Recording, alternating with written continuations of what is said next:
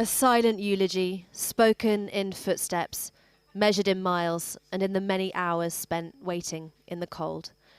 Filing into Westminster Hall and past her coffin all through the night, these people have waited hours to pay their respects. Among the crowd, the former Prime Minister Theresa May, who held audiences with the late monarch each week when in power.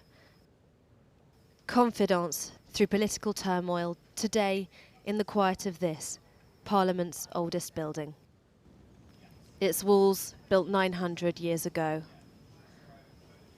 On top of the catafalque, the imperial crown and a wreath of flowers picked from the Queen's homes in Windsor and Balmoral, where she died. Defence Secretary Ben Wallace and Scottish Secretary Alistair Jack took their turn to stand vigil, both of them members of the Sovereign's bodyguard in Scotland, as well as Liz Truss's cabinet. The royal standard is no longer flying above Buckingham Palace. Its new monarch, King Charles III, having returned home to Gloucestershire, where he'll be taking private calls from world leaders, a break from the ceremonial duties of the last week.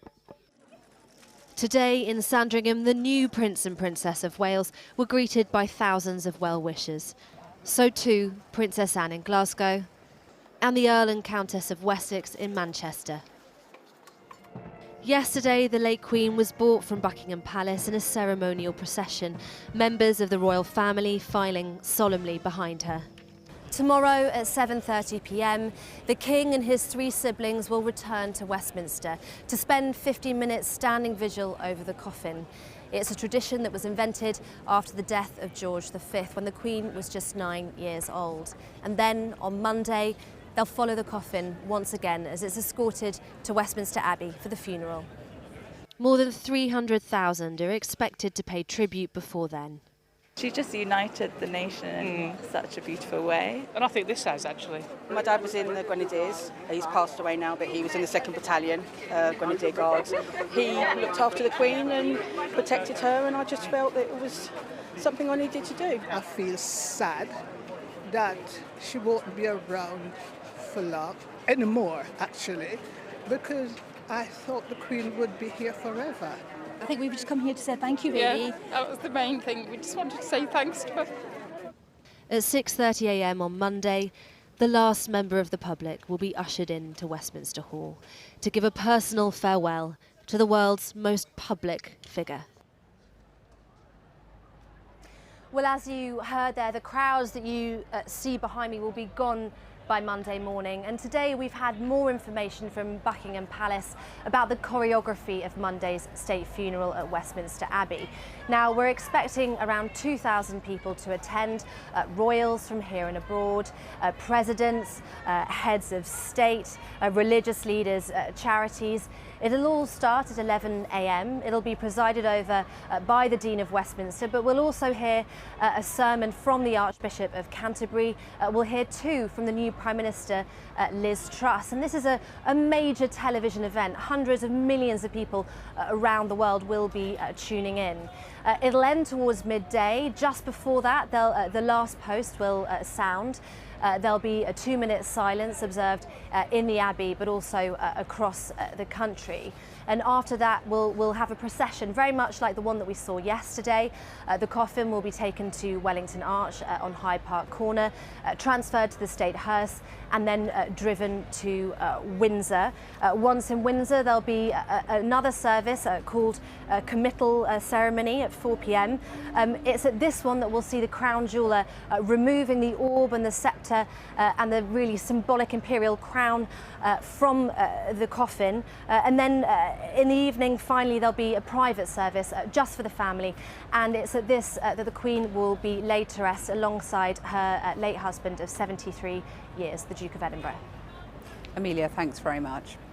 Well, the Archbishop of Canterbury crossed the bridge to Westminster this morning to greet some of the mourners as they waited to see the Queen lying in state, along with the head of Britain's Roman Catholics, Cardinal Vincent Nichols, and other faith leaders. I caught up with the Archbishop and the Cardinal, and I began by asking Justin Welby for his reaction when he saw that queue stretching so many miles along the Thames. I think it's one of the most moving parts of this week. There are people, in one sense, the people here stand for all those in the country who would like to be here and can't be. And I've been out with the queues. They've come from all over the place. There's one from California. Is it a testimony to the affection that people feel or felt for the Queen? Or is it also something about the magic and mystery of the monarchy? I think it's both. I don't think it's one or the other. I think it's both in saying this was someone we recognise as someone who practiced servant leadership in a way that we don't always see around the world or with politicians or whatever, not always, sometimes. But I think it was also a sense of deep affection for the stability that she represented and gave us. And you, clearly, the first state funeral since Winston Churchill, a massive responsibility for you personally. Is that keeping you awake at night, worrying about that responsibility? No. It's something we've thought about a lot in the first place, but most importantly, it's done in the strength of God, trusting in God, who gives grace and strength. But you've rehearsed your part in that. I know what I'm expected to do. Actually, the main burden falls on the wonderful Dean of Westminster. And so I'd say, and on the royal family. And I would say to everyone who sees this, pray for the royal family. How many of us could cope with going from, with having to deal with the loss of someone so close to us and the taking on of these enormous public responsibilities at exactly the same time? Just finally, you've talked about the continuity of the Constitution. Do you think the monarchy needs to be sort of preserved in aspect, or does it need to move with the times under the new king? The monarchy under Her late Majesty moved with the times. I have absolutely no doubt that this genius for a sense of what needs to happen is deeply embedded in the whole royal family. Archbishop Justin, thank you very much. Thank you, Kathy. The Archbishop met mourners in Westminster, where he was joined by the leader of Britain's Roman Catholics, Cardinal Vincent Nichols. Clearly, you've had a lot of experience dealing with people who are grieving. We've seen a few sort of candid moments with the King, you know, a few outbursts. Is that characteristic of someone who is grieving and also someone who's having to do that under pressure in public? I think when we grieve, we're raw. And what's important in any grieving process, every family knows this, is that we have time. We have time to talk together. We have time to reminisce. We have time to tell stories. And we have time to be patient with those members of a family who've been angular and distant and difficult.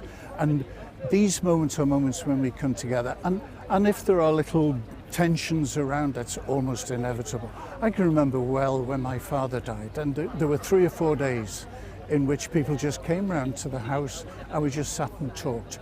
There were 3 boys left, my mother had already died. People brought food, they knew our kind of uselessness in the kitchen, and they made sure, and that's what's happening here, we're making sure that people have time to be together, to talk together, to find the deeper emotions in them and express them. So King Charles needs a bit of time out of the public eye? I think he's done very well to go home to Highgrove today, to be on his own with the Queen Consort and just have that space which all of us need. And in a way, this lying in state is giving us as a community a space now, between now and Monday, just to be quiet and to reflect and to allow the tremendous grief that there is to settle in our hearts. Cardinal Nichols, thanks very much. Thank you.